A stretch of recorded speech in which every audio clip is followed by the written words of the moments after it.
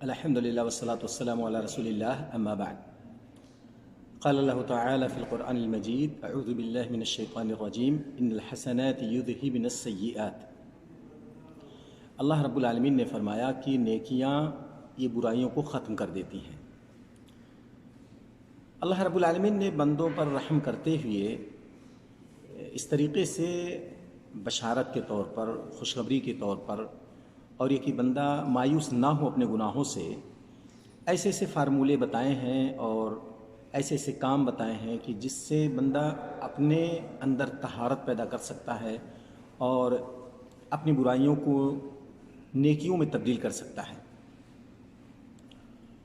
جیسا کہ اس آیت کریمہ کے اندر اللہ رب العالمین نے بیان فرمایا کہ نیکیاں برائیوں کو ختم کر دیتی ہیں۔ یہ اس سے کا ایک واقعہ ہے جس کا پس منظر یہ ہے کہ ایک صحابی تھے جنہوں نے ایک عورت کو بوسہ دے دیا اور آ کر کے نبی کریم صلی اللہ علیہ وسلم کے پاس کہا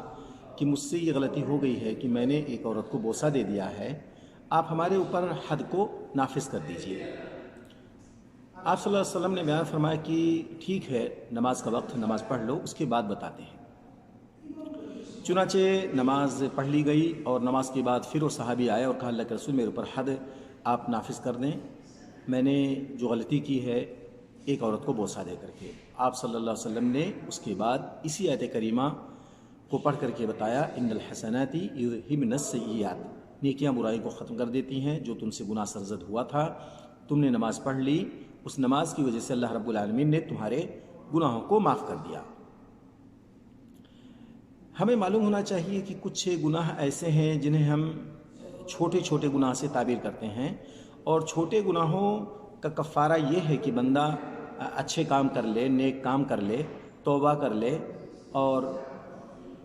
یا توبہ ہی نہ کرے بلکہ کچھ ایسے ایسے کام ہیں جیسا کہ ایک نماز سے دوسری نماز کے بیچ میں جو چھوٹے چھوٹے گناہ ہو جاتے ہیں، وہ آٹومیٹک اپنے سے ان اچھے کاموں کو کرنے سے ہی اللہ تعالیٰ معاف کر دیتا ہے، نماز پڑھنے سے معاف کر دیتا ہے۔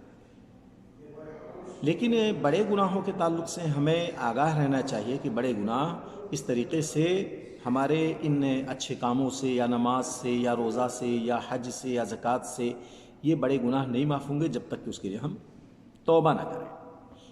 اللہ رب العالمین ہمیں ان تمام مفہوم کو سمجھنے کی توفیق عطا فرمائے، اور جو ہمارے چھوٹے گناہ ہیں یا بڑے گناہ ہیں ان سب کو ختم کرنے کے لیے ہم تگ و دو کریں، اچھے اچھے اعمال کریں جن سے چھوٹے گناہ صاف ہو جائیں، اور بڑے گناہوں سے توبہ کر کے اللہ رب العالمین کو راضی کرنے کی کوشش کریں۔ اور اللہ رب العالمین نے یہ وعدہ کیا ہے بخشنے کا۔ اللہ تعالی ہمیں جب تک اس دنیا میں باقی رکھے، اسلام پر باقی رکھے، اور جب ہمارا خاتمہ ہو اسلام پر خاتمہ ہو۔ وآخر دعوانا الحمد للہ رب العالمین۔